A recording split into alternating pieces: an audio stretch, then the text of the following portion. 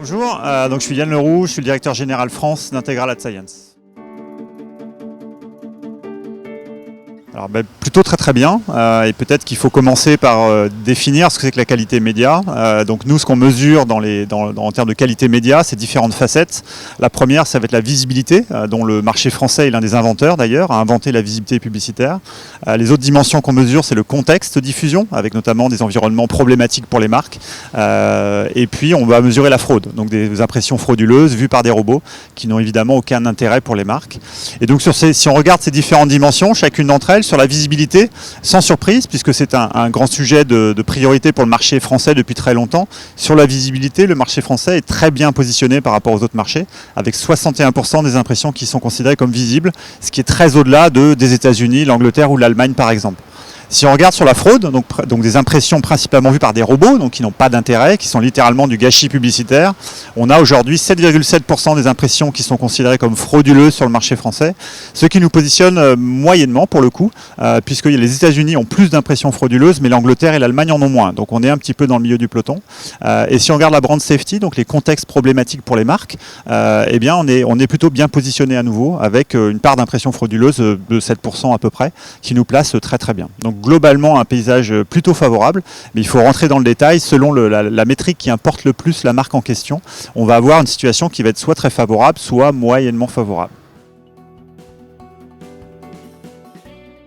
L'efficacité, on a fait un gros travail, une grosse étude avec Mediabrand, qui est l'un de nos partenaires agences privilégiés. On a fait un gros travail avec eux aux États-Unis l'année dernière, en faisant travailler nos équipes de data scientists et les leurs ensemble sur nos données. Ils ont combiné nos données de qualité média avec leurs données de performance média.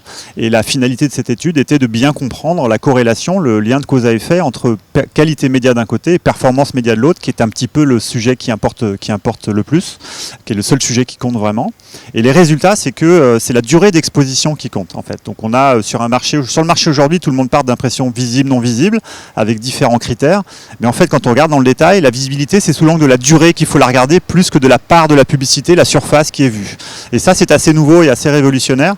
Et c'est assez important pour les acteurs du marché de bien comprendre ça, puisque du coup, ça les aide à orienter dans la bonne direction pour maximiser le ROI de la campagne. Donc ça, c'est le premier élément important.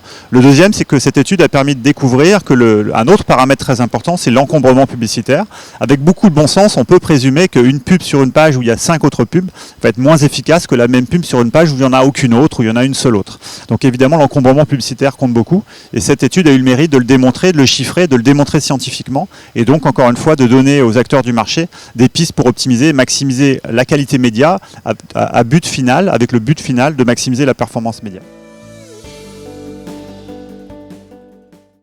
Écoutez, le premier conseil qu'on peut donner à ceux qui se posent la question et qui ont envie d'abord de savoir, pour savoir, il faut mesurer. Et donc, c'est de mettre en place une mesure, de cette fraude.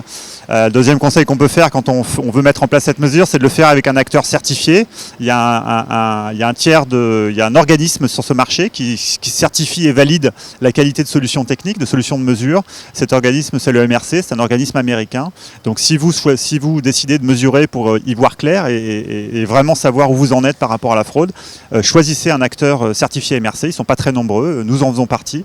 Ça, c'est important pour avoir des chiffres derrière qui permettent des chiffres fiables tout simplement sur la mesure de la fraude. Ça, c'est la première étape. Et très vite, une fois qu'on y voit clair, on voit si on a un souci ou pas.